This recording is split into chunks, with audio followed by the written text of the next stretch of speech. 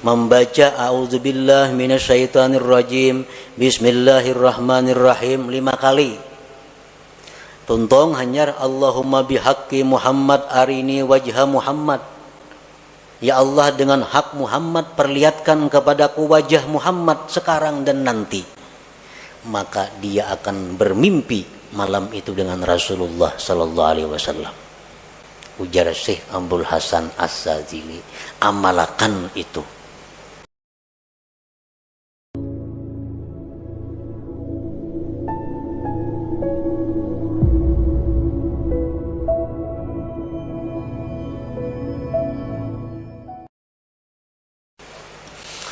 Para muhibbin rahimakumullah, contoh yang kedua,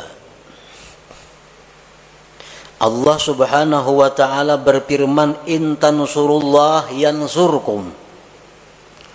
Jika kalian membela agama Allah, Allah akan menolong. Nah, ini janji. Ujar Tuhan, bila ikam menolong membela agama Allah, ikam kutolong.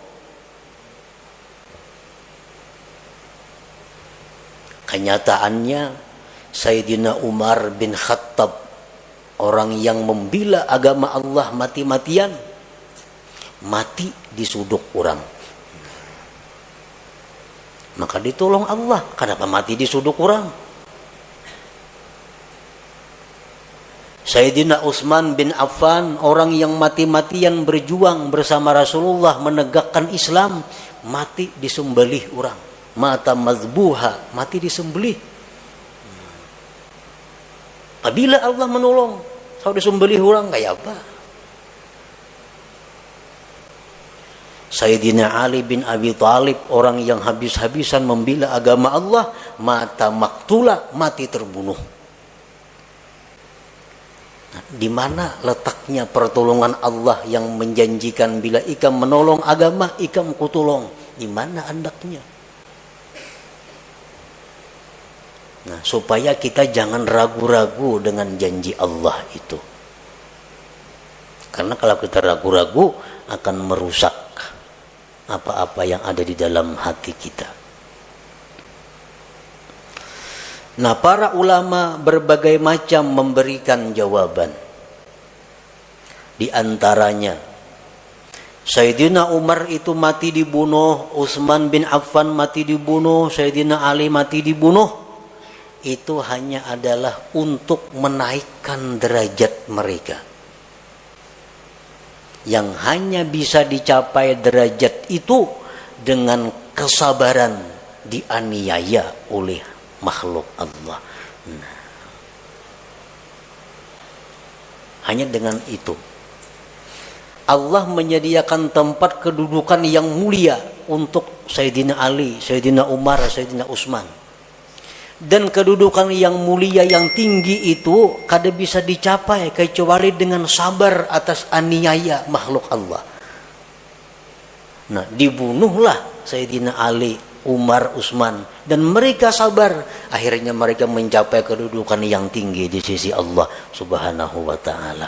Nah, itu salah satu cara untuk membaguskan sangka kita kepada Allah Subhanahu wa ta'ala. Kalau ada pejuang-pejuang Islam, dai-dai nang kasitu kamari berdakwah memperjuangkan agama Allah, tahu-tahu dianiaya orang, disakiti orang, mana pertolongan Allah? Maka Allah janji menolong bila kita menolong agama Allah. Sekarang aku dianiaya orang, kada ditolong oleh Allah. Nah, jangan sampai demikian. Allah menolong cuma dengan cara yang dipilih oleh Allah, dengan cara yang dikehendaki oleh Allah Subhanahu wa ta'ala. Dokter itu menolong lawan kita. Cuma cara menolong dokter ini menyakitkan. Orang ada penyakit dalam parut, ditolong oleh dokter, cuma pertolongannya berdarah-darah.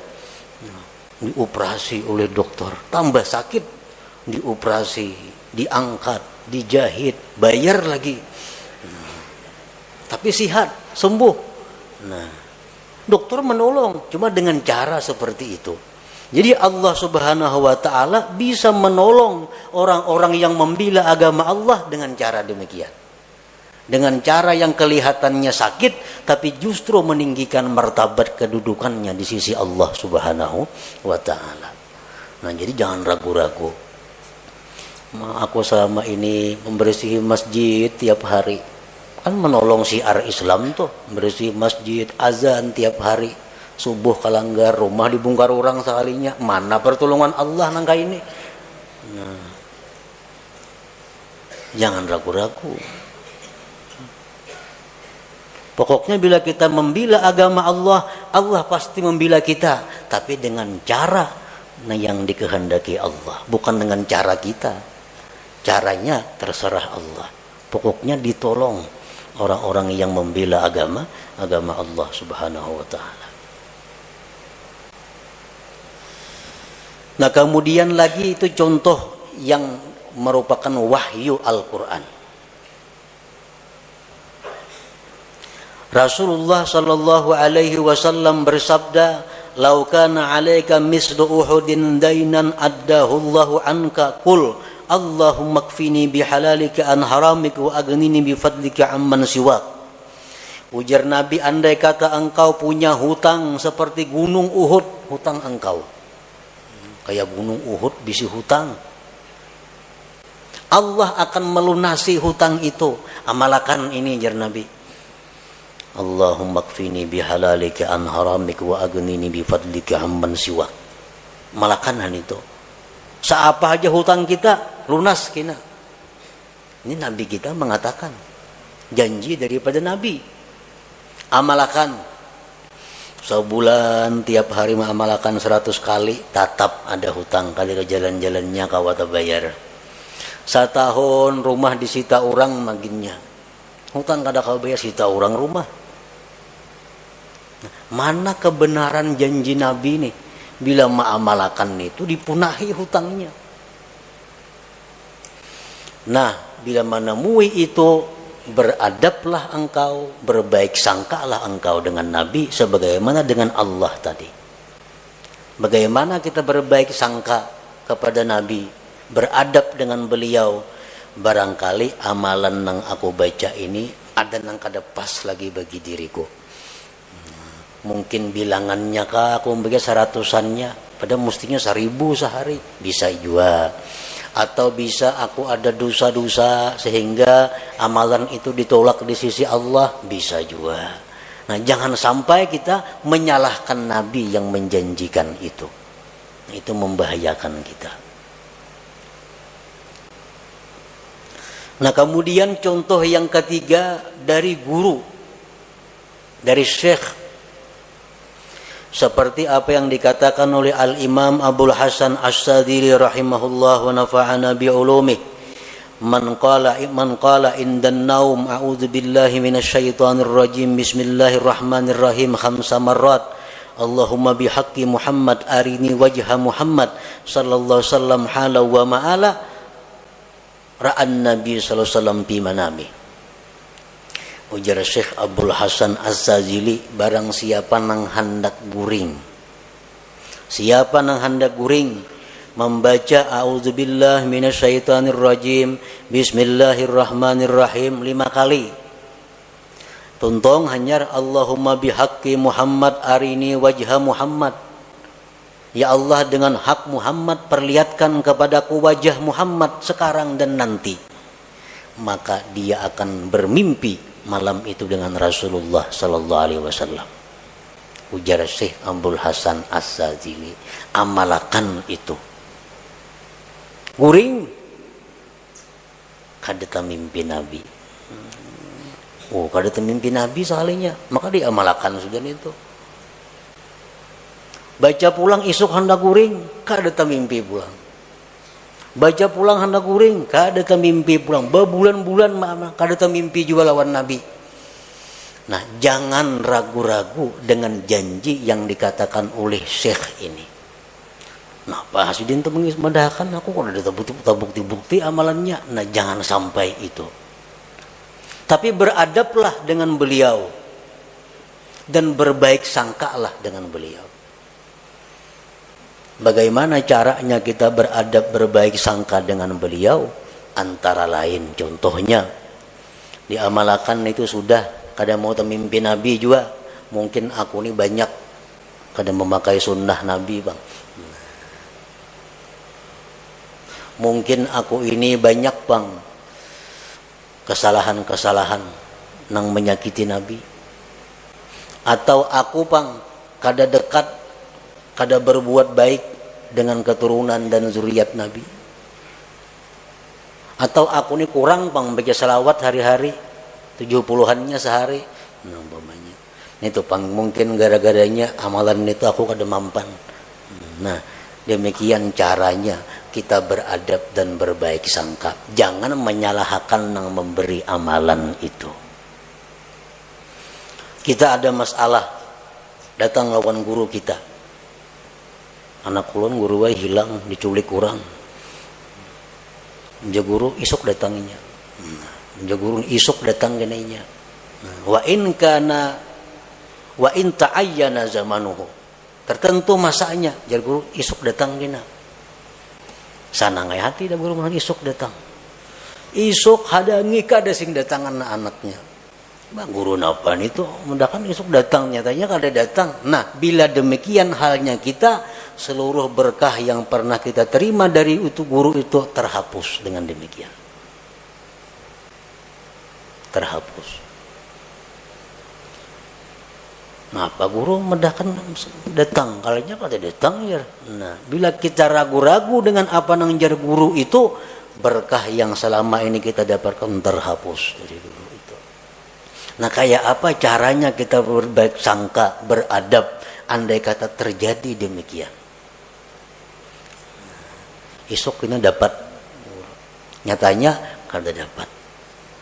Nah, mungkin ampun guru itu isuk tuh dapat amunnya ka ini cuma guru syaratnya kada madahkan. Nah jangan dipadahkan sidin. Dan sidin kada madahkan karena aku kada kawaju manggawi dilihat sidin putungannya. Jadi itu masalahnya. Jar guru anak ikam tuh isuk datang.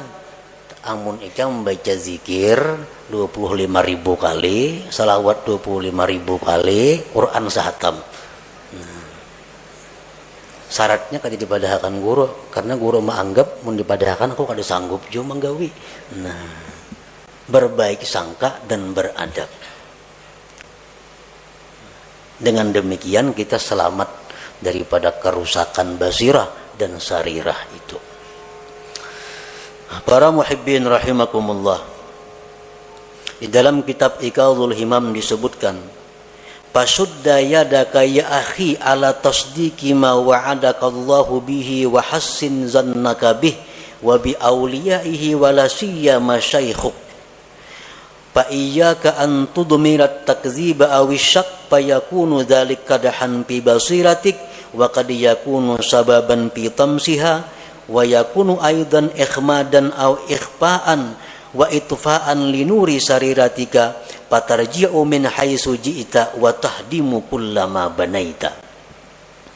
Ikatlah tanganmu wahai saudaraku atas membenarkan apa yang dijanjikan oleh Allah. Berbaik sangka dengannya, dengan para nabi-nabi, dengan para aulia, terutama guru engkau. Dan jangan sekali-kali engkau menyimpan di hati keraguan-raguan, apalagi mendustakan, maka itu akan menyebabkan rusaknya mata hati engkau dan bisa terhapus mata hati itu dan memadamkan cahaya sarirah engkau, maka engkau kembali seperti semula dari nol kembali. Artinya patarji'u min haitsu ji'ta, engkau kembali dari mana engkau datang, wa tahdimu kullama banaita, engkau merubuh apa yang sudah kau bangun.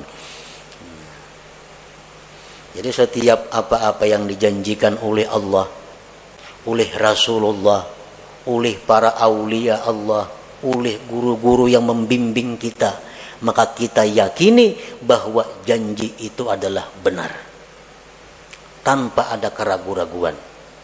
Kalaupun janji itu kada terwujud, itu kesalahannya berada di pihak kita.